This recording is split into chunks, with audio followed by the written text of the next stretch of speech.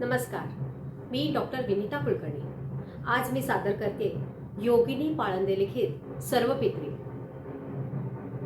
गाडीची डिलिव्हरी अमेरिकेतल्या मंगळवारी म्हणजे भारतातल्या बुधवारी मी घेतोय हाय असं म्हणून मुलाचा फोन आल्यावर पहिला प्रथम जाऊन कॅलेंडर बघितलं आणि कपाळाला हात मारला। अरे देवा, ह्याला सर्वपित्रीचाच मुहूर्त मिळाला असं म्हणेस तो म्हणाला, अगं आई, उद्यापासून नवरात्र चालू होतोय, मला पेटीची साथ करायची आहे आणि त्याच्या उपर काळ्या गाडीच्या डिलिव्हरीसाठी 2 महिने इतका वेटिंग पिरियड आहे। मला काही इतका वेळ नाहीये, त्याच्यामुळे आधी वेटिंग पिरियडचा कपाळाला मारलेला हात आणि सर्वपित्री या दोन्ही गोष्टींमध्ये सुद्धा माझं मन अडखळलं ते पेटीची साथ या शब्दांमध्ये। आणि तेवढ्यात भिंतीवरच्या पितृपक्षातील तसबिरी त्यांची गोष्ट सांगू लागल्या। अहो, गोष्ट काय, नेहमीसारखीच। म्हणजे काय, एका गावामध्ये एक गरीब ब्राह्मण राहत होता। तो भिक्षुकी करायचा आणि त्याच्याकडे अतिशय दारिद्र्य होतं। ना कंपायला काही दुसरं साधन होतं, पण होती त्याच्याकडे एक साधीशी पेटी। हा, पण त्या पेटीवर त्याचे हात फिरले की नुसती जादू व्हायची। हो, पेटी म्हणजे हार्मोनियम। घरामध्ये 7 भावंड आणि आई-वडील असं भरपूर दारिद्र्यामध्ये ते जरी असले तरी अन्नानी नाही पण सुरांनी मात्र त्यांचं पोट कायम भरलेलं असायचं। पण ह्या अतिप्रचंड दारिद्र्यामुळे मोठा मुलगा भालचंद्र गावातून मुंबापुरीकडे आला। गिरण गावामध्ये म्हणजे गिरगावामध्ये आपल्या मामाकडे राहिला आणि मग वारावर जेवून कुठेतरी पडेल ते काम करून अगदी शिवणकामापासून ते ड्रायव्हिंगपर्यंतचं सगळी कामं तो अगदी मेहनतीने करायला लागला।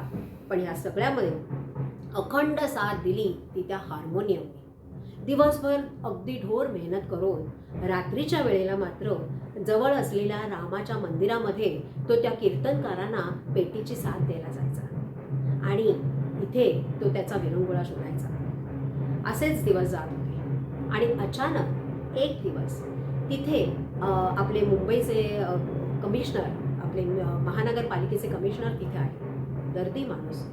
आणि त्यांनी जेव्हा हे पेटीचे सूर ऐकले तेव्हा त्यांनी भालचंद्रच्या ह्याच्यावर भालहस्त ठेवला आणि मग काय, त्याचं आयुष्य एकदम झर बदलून गेलं।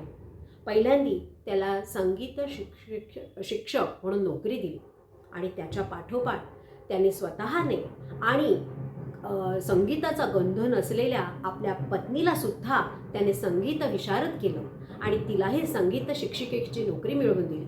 मग हळूहळू आपल्या भावांना त्याने मुंबापुरीमध्ये बोलवून घेतलं। झावबावाडीमध्ये असलेल्या चाळीमध्ये काय म्हणतो आपण त्याला, पडदे लावून 2 कपल्स त्यांचा रोमांस करत होती, तर अगदी बाहेर त्या कॉमन व्हरांड्यामध्ये त्याचे अनमॅरिड भाऊ झोपत असायचे।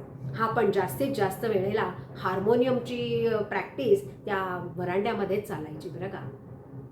आणि त्याच कालावधीमध्ये हळूहळू त्या भावंडांनी सुद्धा मेहनत केली आणि आता एकाची 4 पेट्या झाल्या घरामध्ये। आणि मग काय, वादनाचे क्लासेस चालू केले त्यांनी आणि त्याच्याबरोबर जमेल तशी मैफिलींना सगळेजण साथ करू लागले। हळूहळू पैशाचा आवक वाढू लागला।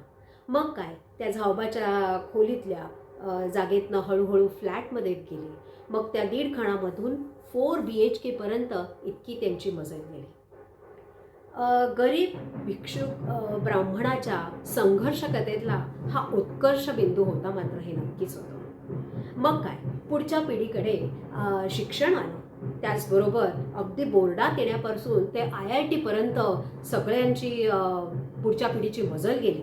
आणि जेव्हा अमेरिकेला जायची वेळ आली तेव्हा स्टुडंट विसावर 3 बॅगा, 23 किलोच्या 3 बॅगा न्यायला परमिशन मिळणार असं ऐकलं तेव्हा एक कपड्याची बॅग कमी होऊन आपली हार्मोनियमची केअर, काय म्हणतो आपण त्याला, लगेज विथ केअर, ह्याच्यामध्ये आमचं हार्मोनियम अमेरिकेमध्ये दाखल झालं। या सगळ्या भानगडीमध्ये संघर्ष कथेतल्या या आपल्या ब्राह्मणाचा हा उत्कर्ष बिंदू होता असं आपण नक्कीच म्हणू शकतो।